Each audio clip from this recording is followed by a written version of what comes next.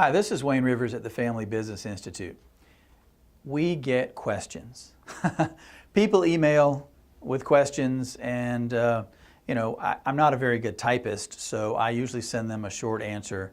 They're not asking for us to come and they don't want to spend money with us. Most of these are fairly small businesses. They just want a quick solution to a quick question. So for the next couple of weeks, let me give you an idea of some of these questions that we get and also some of the answers. So here's one. I won't mention any names or locations or anything like that, but here's a question.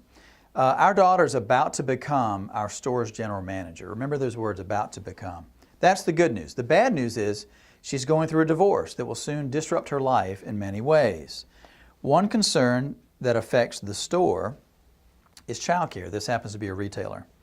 She is hinting, remember that word too, she's hinting to my wife and I that she's not going to always be able to put in the hours because of her children.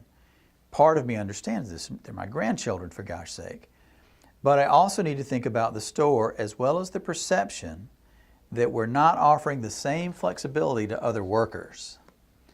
Some who've been around a lot longer than my daughter. How do we handle this? Well,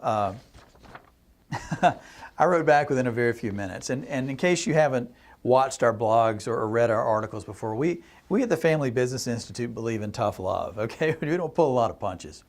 So the first thing I says, what do you mean she's about to become the general manager? Like you're standing on the surface of the moon observing this from 240,000 miles away? Are you kidding me?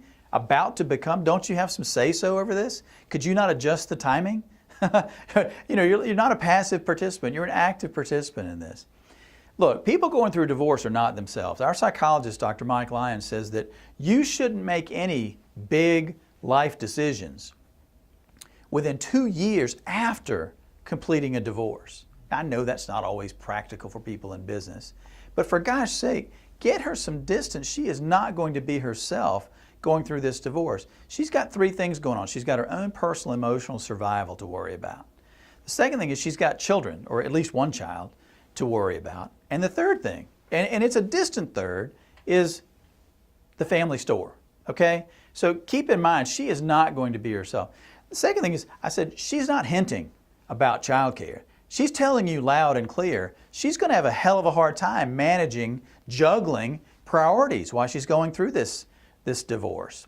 So my suggestion was either you, mom or dad for that matter, stay as the manager for the next year or two or three if you can manage it.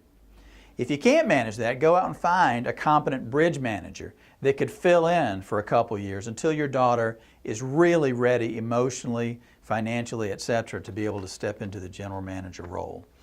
In this case, I think the mistake they're making is they're trying to solve family needs with business resources. In other words, I'm going to have child care at the business, or the business is going to pay for my daughter's child care, or the business is going to adopt new flexibility rules so my daughter can have what she needs while all the other employees operate under a different set of rules. That's a deal killer. By the way, if you have one set of rules for your family members and one set of rules for non-family members in your business, you have probably done as much as any human being could do to destroy morale in your organization. Family members need to have the same boundaries that non-family members have, okay? Again, tough love, but from our heart. Don't make the mistake we've seen so many people make. Keep the boundaries between your family needs and your business needs distinct. A famous philosopher you may know said, a man can't serve two masters. That is good advice. This is Wayne Rivers at the Family Business Institute. Thank you.